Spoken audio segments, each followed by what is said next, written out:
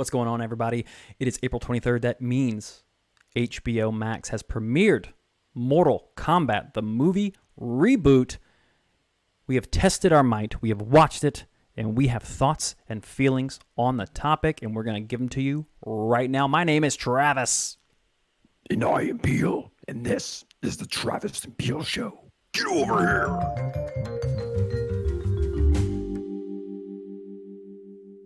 I love it. It's so good. That was really good. All right, man. We just finished Mortal Kombat. Let's do a quick little aside before we get into the movie, because we did have a reaction to this trailer. I was, for me personally, I was cautiously optimistic. I was worried about this movie. I think it had promise. I think it looked cool. Rightfully so. I had some concerns.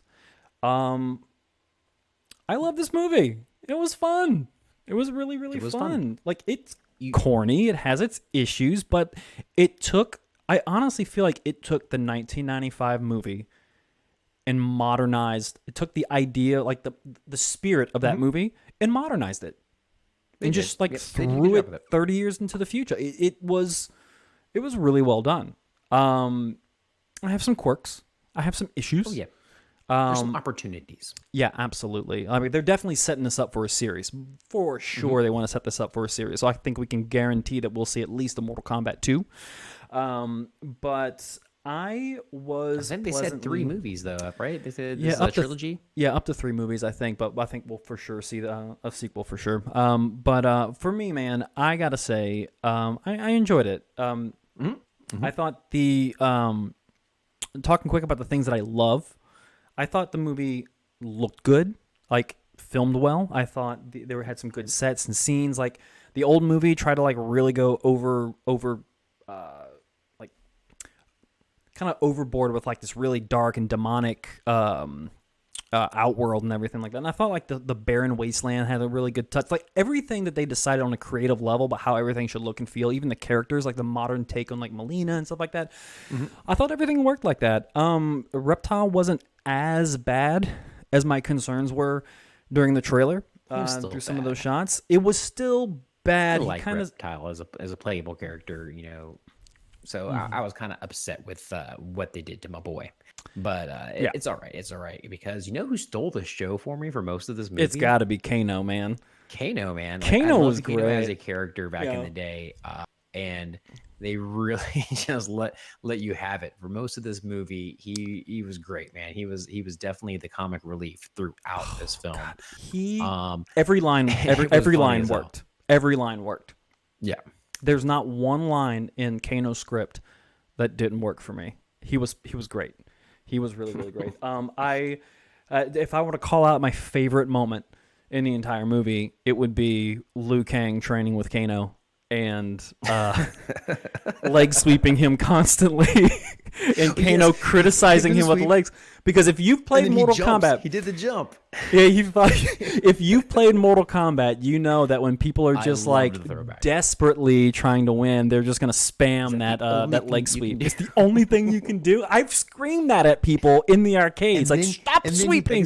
He did the jump, landed, and got swept again. It was such a meta idea that lets you know that, hey, look, these people were not making this movie for a quick buck. They were making this movie because they love the Mortal Kombat IP and they understand it. They understand what makes it great, what makes that series great, and they double down on all of that. And there's not very many creative decisions that I disliked in this movie. Look, is this movie going to win an Oscar? Absolutely not. But it's fun. I enjoyed it. It's a good comic book movie. Much like Godzilla and Kong, they focused more on the fight. They showed more of the fighting, the abilities, and like you said before, the beautiful choreography. And I wish they would have had a little bit more or a little less of the human story about it. With Cole and everything in his family, a little less of that and more. He was the weaker part.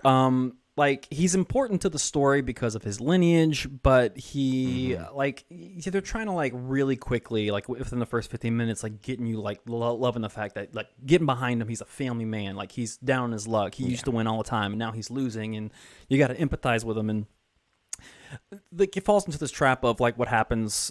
We got this in the 80s a lot, and I wish movies would stop doing this thing. And my only really gripe with the movie is Cole, and it's because of the fact that they love the action castings.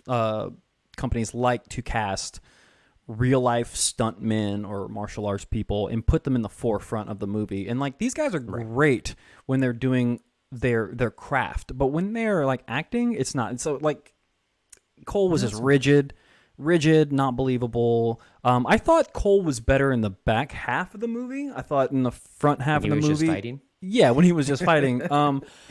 So I was more supportive of Cole towards the end. And the whole power suit thing with Cole, it worked for Goro, but it like didn't have anything to do for the rest of the movie. So that was kind of useless. Yeah, he's a throwaway character. And I know he's going to be like the lead in this. But I did like how they had the Liu Kang and the Kung Lao, and of course, just how Kung Lao was, that kind of mentor to most everybody if you kind of look at it. Yeah. And then to watch him get killed by Shang Tsung. I believe in the comics and all that. That was really good. I liked seeing that how Liu Kang, saw it happen and gets that, well, I love main protagonist. I love about this into the rest of the story. I love about this whole thing was about preparing for the tournament and getting to the tournament. And I was like, all right, cool. The whole story is going to be them doing the tournament and protecting Earthrealm. They didn't even do the fucking tournament. Shang Tsung just kept on interrupting them and being like, no, we're not going to do the tournament because we're going to kill all of you guys before the tournament officially takes place so we can take over Earth. Like, I was like, holy shit. The movie ended and I'm like, they didn't even fucking do the tournament.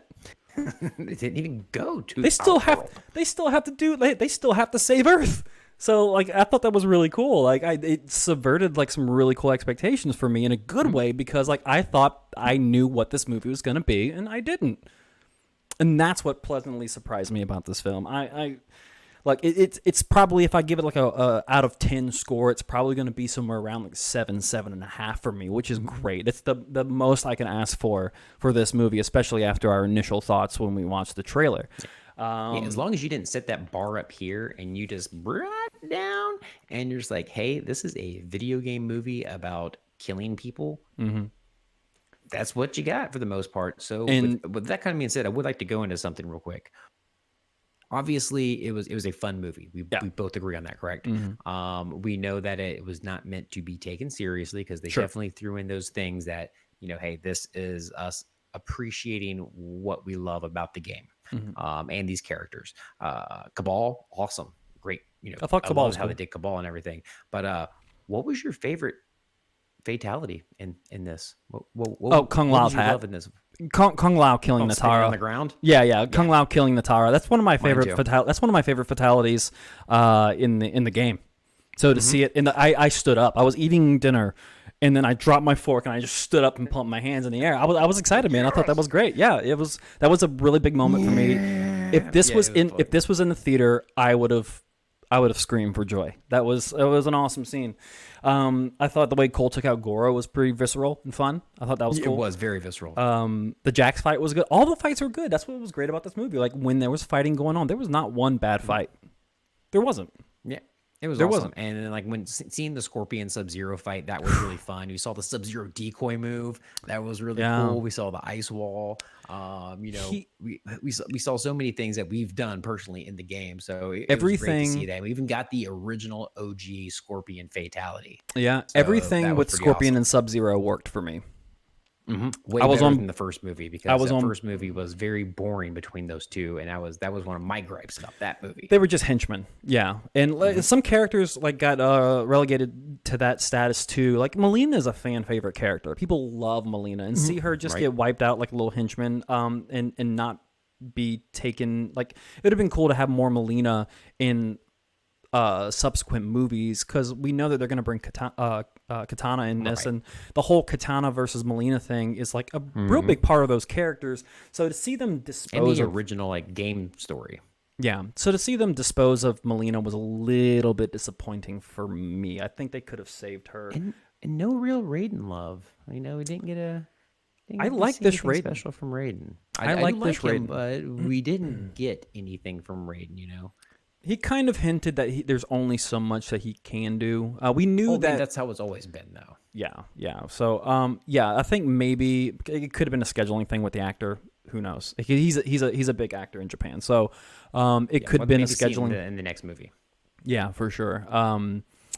I really enjoyed it, man. I'm pleasantly surprised. But I think you nailed it. Like I went in with certain expectations, and there were safe expectations, and then they were exceeded. So I go, look, hope for plan for the worst, but hope for the best, right? And I planned for the worst, and I was really happy with this film.